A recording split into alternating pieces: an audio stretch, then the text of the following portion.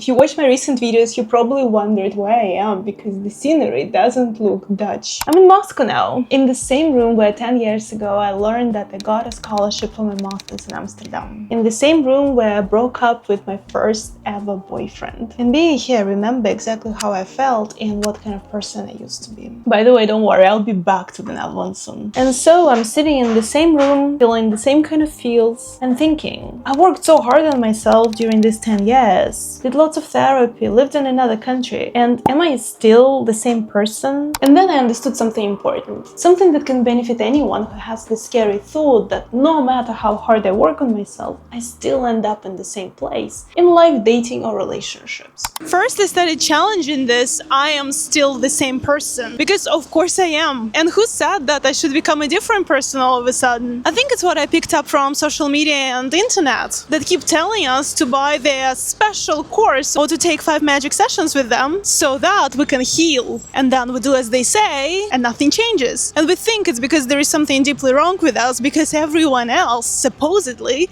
have seen the results. Well, it starts raining, so I need to stop filming. So yeah, I am the same person. I have weak spots, I have some tendencies that keep acting up. And at the same time, it has also happened to me that, well, actually, I have a story. 2 or 3 years into therapy, my mom told me, Tanya, you're a completely different person, because I started standing up for myself and asserting my boundaries, something that I did not know how to do. I didn't even know that I have boundaries. So that part completely changed. And with that, my character changed as well. But that didn't happen overnight. I think it's not for nothing that most of my clients are very nice and convenient people who want to change, who want to become their own person instead of pleasing everyone. Because this is the area that I have made a lot of progress. Oh, actually, last week I met with people from my lyceum and I noticed a huge contrast between how I used to be with them like 10-15 years ago and between how I am right now. We met up, we haven't seen each other in 10 years or so, and 2 people were planning to go for karaoke after that, and they were like arranging it between each other, logistics and stuff, and it was like across the table, and it was very like interrupting the flow. And to me it was also a bit kind of weird because we haven't seen each other in so long, and they came and they are like on their phone all the time planning to go elsewhere in like 30 minutes. And I know for sure that 10 years ago I would be like,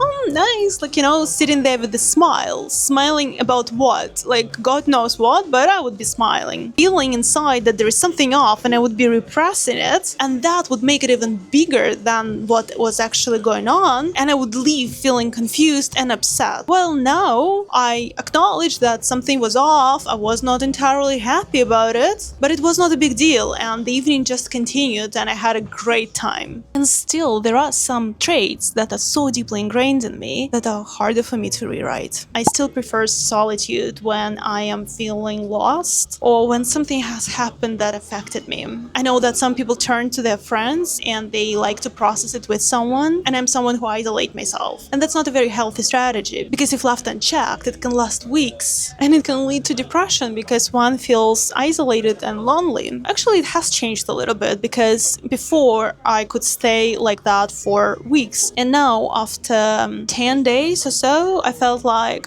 okay, that's enough. And I just went to watch the Odyssey in the cinema, and it immediately has shifted my state. And if you're someone who's also prone to this strategy, the first step is always the hardest. You just need to get yourself outside the house and do something with people, and that like snaps you out of it. I remember when I was here 10 years ago, I was making a lot of attempts to start doing sports because I wanted to live healthy. I wanted to feel fit. I wanted to have a healthy body.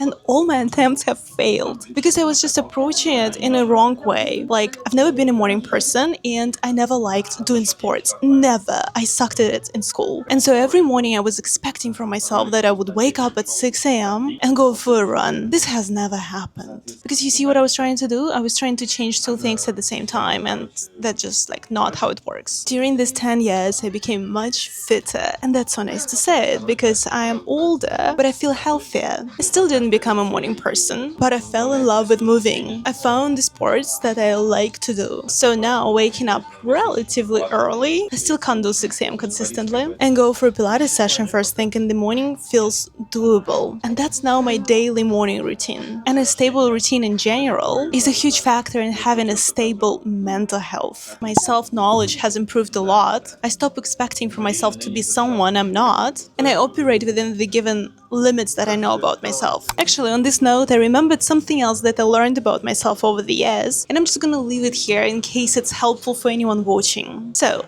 I do appreciate the routine and I know the importance of it for mental health. But with my type of personality, I want to have some daily joys. And I found a couple of things that do that for me. I really love matcha and I learned to prepare matcha extremely well. It tastes deliciously and it brings me a lot of happiness. Another thing is I really like these small Chinese style tea ceremonies. I bought a lot of different teas for myself that I can choose from, so every day is a new flavor. And I'm really looking forward to each day because I think like, oh, tomorrow I'm gonna do this Lia Bao tea, and the day after I will try this new oolong I bought. That's super fun for me and that's also relatively healthy. There is one thing though that has changed the most in me. As you might have guessed from the channel's name, The Selfish Codependent, I do have codependency traits. And that's actually why I came to therapy many years ago. My issue with that was that I thought that other people are responsible for my feelings. Now this is crazy for me to say it, but I just want to explain a little that it's not like you're walking and thinking, oh, everyone is responsible for my feelings.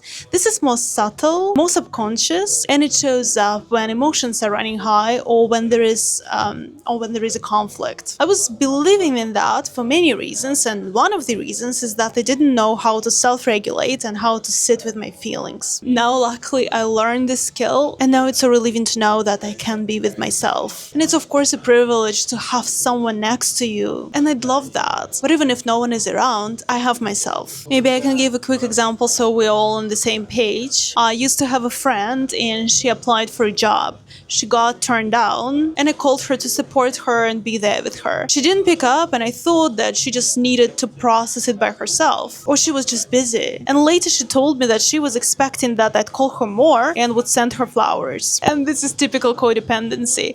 I was expecting from people something similar when I was around 20 years old. But through therapy, I have changed so much that now, at least in this regard, you can definitely say that I'm like a new person because I no longer expect this from people, and I find it extremely off-putting when someone expects this from me. I feel like therapy can change so much. It can decrease the intensity of some of your patterns. It can bring a lot of awareness into your actions to a degree that it will no longer be possible for you to continue as you are. It can wipe out some of your traits and can even reconstruct your character. But that's not a magic pill. That's something that is not gonna happen overnight. I think we should look at it a little bit like with going to the gym. You don't go to the gym expecting immediate results after one session, right? What can you reasonably expect after the first session? That you will feel more energized, you might sleep better, you might feel some of the muscles that you haven't felt in like ages, and then only after putting in consistent work, only then true transformations will happen that not only you will see but others will start noticing as well. So what I suggest is that we should get rid of this mentality of wanting quick results and of wanting to become a different person. We should strive towards becoming the most comfortable version of ourselves. Like, are you comfortable in your own body? Are you fun to hang out with? For yourself, not for anyone else, for yourself. And you can become that comfortable version of yourself in the given range, limited by your genetics, psychological, and social factors. For that, we need to go through 3 steps. The first one is explore your default settings from different angles and contexts. That's basically that corny who you truly are. Many people don't know that. They can be 30, 40, 50 years old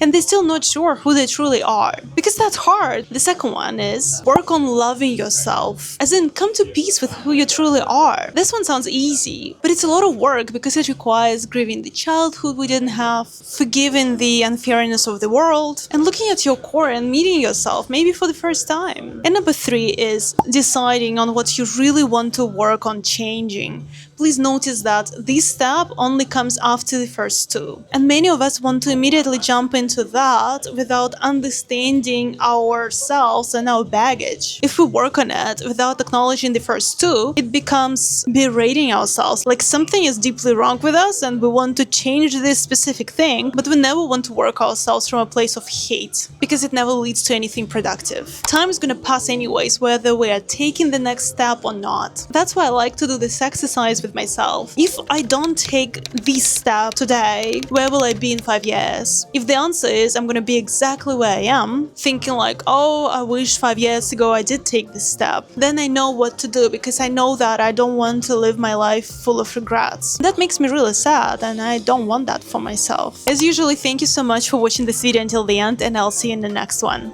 Bye for now.